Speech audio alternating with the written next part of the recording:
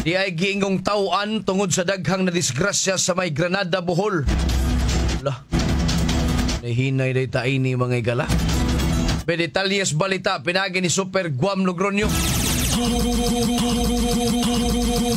Logronyo sa Super Radio. Yes, Super Guam, pasok! Super Daddy Gabriel, Barangay Buluon ni sa Bulungso ni sa Buluon, Super Daddy Gabriel, sa Barangay Granada katong naong naukap Super Daddy Gabriel. Oo. Ang kini gabaw biktima kasamtangan karong nagka-survive ni Super Daddy Gabriel pero 50-50 ang sitwasyon gibalhin karon sa Vicente Soto Memorial Medical Center gumikan kay maayo mangyong pagka-walis sa iyahang naog naigo ni antong tabon cover sa kining kanal dito sa ligutang lugar kadunay trabaho.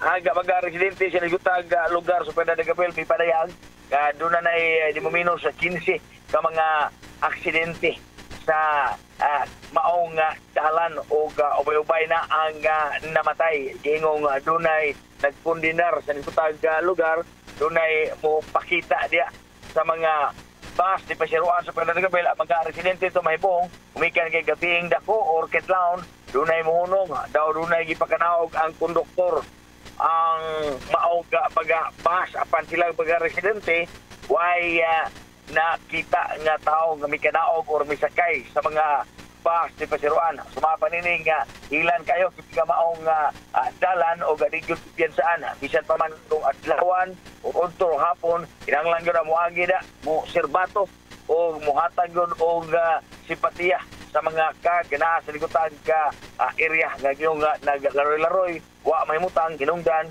nga dunay waon ini nga patag-unya nga mga motorista nga moagi sa ligutan nga lugar.